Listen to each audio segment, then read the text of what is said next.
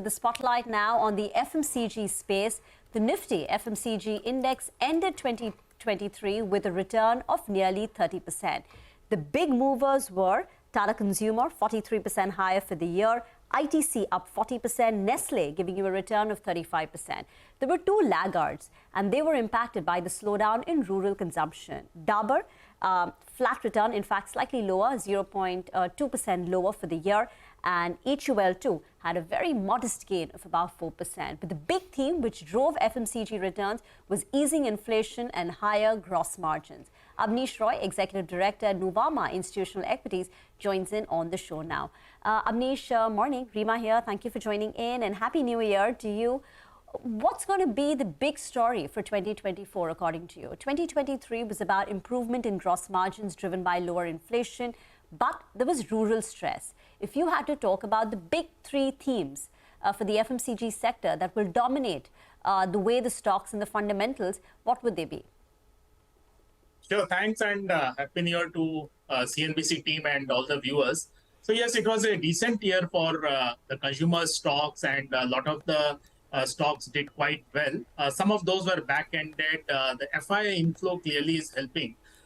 You also talked on Dabur, HUL, those were laggards. So we do see that the outlook for the sector will continue to remain decent over the next 1 year.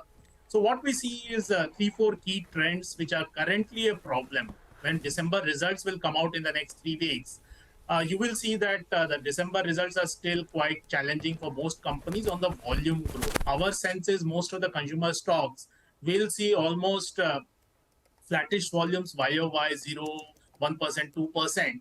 The gross margins will continue to improve. So one big trend we see in CY24 is the volume growth, which is very anemic currently. In the second half of the year and even in the first half, we will see recovery there. Companies are taking a lot of action. There is a lot of government subsidies. There is a deflation also which has kicked in. So we see gradual improvement there. And even general trade in the urban India has been a big challenge. So that's one trend which is going to be positive in terms of outlook, gradual. December quarter results will be weak from a volume growth perspective. Second issue for the sector has been local players have been a key issue in detergent, biscuit, tea, etc.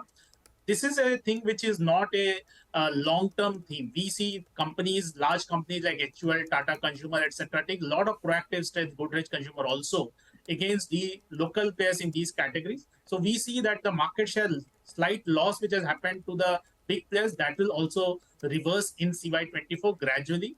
Also, the pricing this year in CY23 has been quite weak. So we see that also picking up.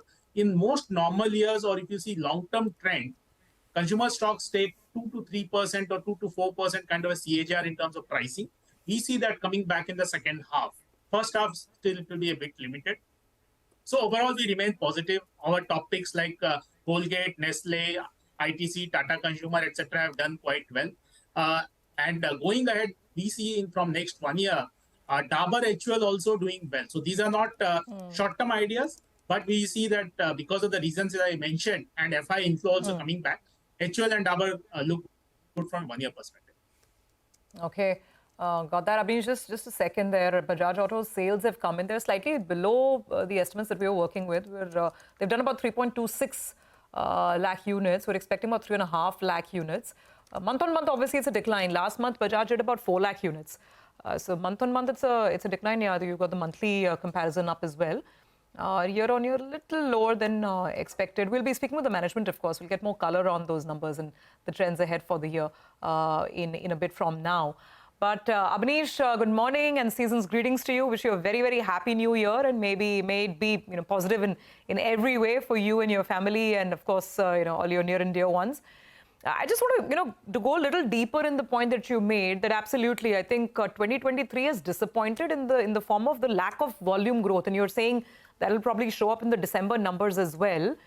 Now, among all the companies that you cover, which are the ones that perhaps you would expect start surprising positively on the volumes front, the proactive measures that you're saying that some of these companies are doing to, counter regional competition, for instance? Because at the end of the day, I mean, volumes have to come in, right? FII's flows will come and maybe that lifts stocks, but that's not a fundamental trigger. fundamentally, A, which company may start showing some traction on volumes first, and B, I mean, if not volumes, then what else should be the fundamental trigger that could perhaps, drive an interest back in FMCG stocks this year? Sure, it's a good question. So from a change or recovery perspective, we see United Breweries being a clear beneficiary. When I see even December quarter results, as I said, most of the consumer names will have almost flattish volumes. I think two companies would stand out. One will be United Breweries and second would be Nestle. So these companies will continue to have a good momentum. We see United Breweries delivering almost high single-digit kind of volume growth, which is a good number in the current context. And going ahead, the second theme which will excite investors will be that the pricing for the sector will come back. So if you see CY23, that has been a key disappointment. In fact, you will see in December quarter, Unilever and some of the companies will have a negative pricing. CY24, we expect in second half that will reverse. So these two will definitely excite investors. Third will be clearly in terms of raw material, no big problem. Mostly it's benign, but some companies will benefit in fact. So Tata Consumer in its tea business, HUL also in tea business will see gross margin expansion and milk prices also correcting. So you will see Nestle, you will see Jubilant Foods, etc. Their gross margins will expand in CY24 because of the benign or correction in the raw material in milk. Okay, by the way, I've got some shots on the screen there.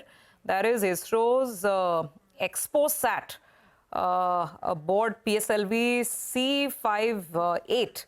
That's the launch vehicle. And the satellite is the ExpoSat, India's first dedicated polarimetry mission.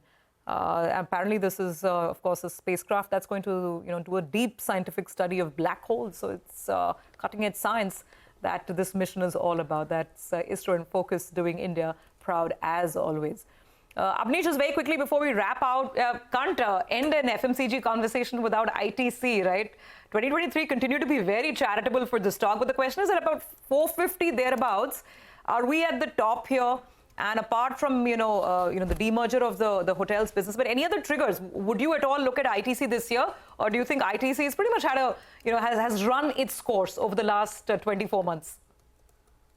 Sure. We see that ITC is a good long-term compounding story because we have seen that the government policy on taxation has been quite reasonable because the legal industry is getting back market share and ITC is the number one player there. Near-term ITC will not be among our topics because volume growth in December quarter, as I said, even for ITC will be almost flattish because they have a high base in the ITC cigarettes in the last year in same quarter.